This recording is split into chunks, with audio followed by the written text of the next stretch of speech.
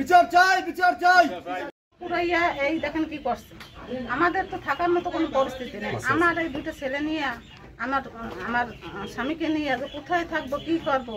আওয়ামী লীগের আমলেও আমরা নির্যাতিত, বিএনপির আমলেও নির্যাতিত। আমরা প্রশাসনের কাছে বিচার পাই না, আমরা সমাজের কাছে বিচার পাই না। ওই লাবলু হালাদার, শহীবুল হালাদার, এরাই তো নেতা, এরাই তো সব করে। আমার ছেলে এসএসসি পরীক্ষার্থী, আগামীতে পরীক্ষা দেবে, তারও খুব হুমকি ধুমকি দেয়। কিভাবে আমরা বাঁচবো? আমরা তো সুষ্ঠু বিচার পাই না। আমাদের বান্ডেল থাকলে প্রতি সেনমানিতে টাকা বাঁচবে। বিকাশ সেনমানি বান্ডেল কিনে জিতুন প্রতি লেনদেনে। ইউনিয়নের ৪ নং ওয়ার্ডের নবনির্বাচিত সভাপতি শত্রুতার জের হিসাবে 12 তারিখ আনুমানিক রাত 2টার দিকে লাবলু, শৈবল, নূর মোহাম্মদ খা, রুবেল হাওলাদার, রুবেল শেখ এরা আমার অতর্কিত হামলা করে। লাবলু আমার হত্যার উদ্দেশ্যে হুমকি দেয়। ঘরের ভিতরে আর দোস্তাদস্তি হয়।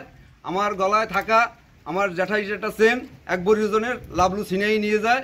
এক পর্যায়ে বাইরে ধস্তাধস্তি আমি যখন চিকপাক দিই, তখন লাবলু হাওলাদার যারা সংঘবদ্ধ ঘরে পেট্রোল দিয়া আগুন ধরাই দিয়ে চলে যায়। পরে চিৎকার শুনে আমি যখন চিৎকার করি, বাড়ির লোকজন উঠছে, ওইটা সবাই লিবাইছে।